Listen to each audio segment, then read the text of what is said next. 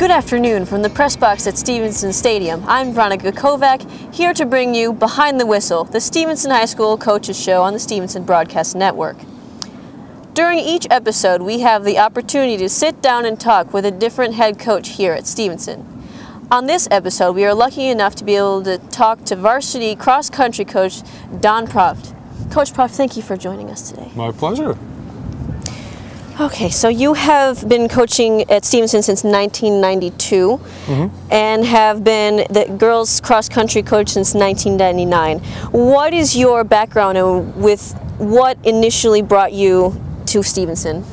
Actually, when I started teaching, my first 3 years I coached at Grays Lake Central High School, and the opportunity came to both coach track and cross-country instead of just track. And all the success that the school had before that, it was a great opportunity for me to start with, and had a lot of great coaches to get me rolling in the first couple of years to make sure that this was something that would work out both for the school and for me, and it's really worked out well. Okay. Historically, and definitely since you've arrived, Stevenson has had a strong cross-country team that has churned out some strong individual performers. What can you attribute that to? A lot of it's really the work ethic that the athletes are willing to do. They understand that there's a formula, that they've seen other people do it in the past, whether it's from our school or another place. And if you combine that work ethic with the talent that they have and using all the things to prepare, the physical part, the strategy, the training for it, that they could be really successful. And those little successes really build on smaller meets as they get farther and farther across the season, and they know, because everything's based on a time and a place, that if I can get this time or this place, then I'm going to achieve this kind of success. And they follow that formula, and it works pretty well. Right. Not far from here is York High School, which at last count had won 27 state championships for cross country. What can you learn from a program like York's to improve the success for the runners here at Stevenson? Well, that's a tough one. They're great every year. Their girls team is really good. Their boys team has been outstanding literally since the 1960s. And both the coaches here at Stevenson and other schools, obviously we look at that program and say, hey, what kind of things can we do at our school, and we take some of those things and able to use them. A lot of it is just a workout pattern. How many workouts are we going to do? What types of workouts are we going to do? How they schedule their meets, and really, probably the biggest thing that we get from them is the coach's passion and enthusiasm towards the sport, and how that trickles down to all the kids on the team. So hopefully, we've been able to share that with the kids that we have on our team. When you started at Stevenson, what changes or policies did you implement to maintain and sustain the strength of the program? Well, one was just having the opportunity for all the kids that were interested in joining. It's a no-cut sport, but we also have to have some rules and procedures in place to make sure that their commitment level is where we need it to be, because they have to practice on a consistent basis in order to do well and to prevent getting injured. One of the great things about Stevenson is they allow us to go off campus all the time to work out. So we're able to go to various forest preserves and parks, and we also go to the sites of parks that we're going to visit at an invite or a meet from other schools, and I think that really helps us when it's time to go to those races. Can you tell us a little bit about the makeup of your present team? The girls are fantastic this year. We have about 45 athletes. Some have been working hard all summer. They've been on varsity before. Others brand new. We have 10 freshmen this year, and some of them literally joined the team because they wanted to join something they thought would be a positive for them as they entered school, to do something in addition of being in school. The girls follow. They understand that these steps are what it takes to be successful. They're willing to do that. They're willing to practice. This morning we practiced, everybody was here at 6 a.m. Most of them got here before I got here. They were practicing in the dark.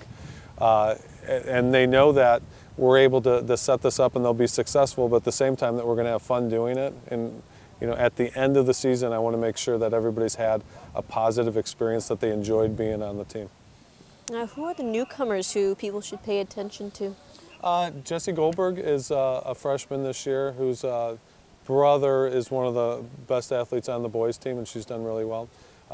Another one is Kaya Suzuki. She's is over the past few weeks has become our #1 runner and has done really well, not just in our dual meets but our invites. And so both those girls I expect to help us on the varsity level.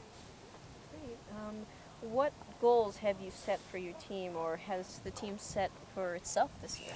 Well, first, the first goal that I always set, which I already mentioned, is we want to make sure everybody has a positive experience. I mean, that is #1. In terms of racing, our goal is to have our best meet at the conference meet. That's a meet where everybody is competing, everybody on the team, no matter if they're frost off, JV, or varsity. So everything's kind of geared up towards that meet. And then for some of the kids, they know that that's their last meet of the season. Because after that, then we move on to what I call the playoffs, where they run races to qualify for the state meet. So for those, then we can only have 7 athletes run.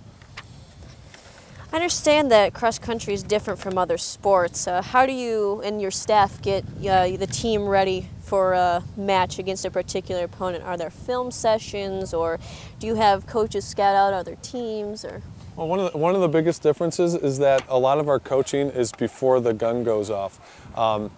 In cross country, we're only going to see them during the race a few times. So we have to teach them how to make decisions, because we're not always there to help them make the decisions when they need to be made. So sometimes they run a 3-mile race, and we might see them 3 or 4 times, and we might be able to tell them a few things, but we can't coach them as other sports are able to coach their kids during the competition. So a lot of it is prep work to teach them, if this situation comes up, here's how to react to it. And so that way they're confident in making some decisions that, you know, everything's not going to go the way that we had planned or drawn it up, and things of that sort. So if they can make those decisions, most of the time they're going to be successful based on what they decided to do during the race. Okay. Runners are known to be a little quirky at times. Are there any unique pre-race rituals that your team engages in? There's a lot of pre-game rituals. They're very superstitious about doing everything the same way. So our warm-up before the race is always the same. The way they stretch is always the same. The people that are warming them up, who's leading the stretches are the same. The little cheer beforehand, how many strides, how to wear their uniform is the same. When the race is done, they always do things the same way. So yeah, it's very quirky like that. And it's funny because people will come and watch a cross-country meet that have never, don't really know anything about cross-country, and that's really one of the first things they pick up on, is not how hard they had to run during the race, but all the goofy stuff they did to get ready for their race. Are there any special motivational techniques that you and your staff do throughout the season? Absolutely. Really, like I said, one of the things that we have to do is prepare them before the race goes off. So we spend a lot of time talking about strategy. We talk a lot about technique when you're tired, and part of our race plan is really set up to do well when kids on the other teams aren't doing well. So everything is led during that, so the kids know that at this part of the race they're able to achieve that. So in order to do that, they have to understand that all the things that they've done in practice is leading up to that. So it's not necessarily a motivational rah-rah type of thing, but hey, this is how it's going to happen, this is what's going to work, and then we give some examples of how that's worked in the past, and more times than not it happens for the positive for us. Is there anything you do after a tough loss specifically? Well, tough losses are hard. Lots of times we reflect on those the next day. We make sure that everybody's okay. We have to, just what we talked about, the quirkiness, we have to cool down the same way after each race, no matter whether we did well or not, so everything stays in routine that way. We'll talk a little bit about things as a team, but I really won't talk to the kids individually unless they need something until the next day. And then sometimes we'll process that, whether they're writing things on a sheet, whether they're comparing times, if it was on the same course as another, or just having one-on-one conversations. But usually we reserve that till the next day when they have a better opportunity to kind of reflect on how they did individually and how we did collectively. On a final note, how does the future of Stevenson girls cross country look based on what you see coming up through the system or even in junior highs? Is there any reason for excitement for the future of Stevenson girls cross country? Yeah, I think this team is really good, and I think we've done really well. What's really nice is we have a blend of experienced athletes and a lot of new people that if they're not contributing on the varsity level now, they will be in the future. And we have examples of that from last year to this year. And we have more kids on the team than we've had before. I think everybody's having a great experience and we're having success at our meets. So I think that will continue. That's just about all the time we have for today. Coach Proft, thank you so much for your time. Thank you. I'd also like to thank Stevenson Athletic Director, Miss Trish Bedhauser, Jason Carlson and Jeremiah Enright at WAES, and most importantly, Joe Pine and the crew at SHS TV. Thank you so much for all your hard work. Be sure to tune in to the next episode when I will be sitting down and talking with varsity field hockey coach Jeanette Eichfield. Until then, for Coach Proft and the crew here at Stevenson High School Coaches Show Behind the Whistle, I'm Veronica Kovac. Thanks for watching.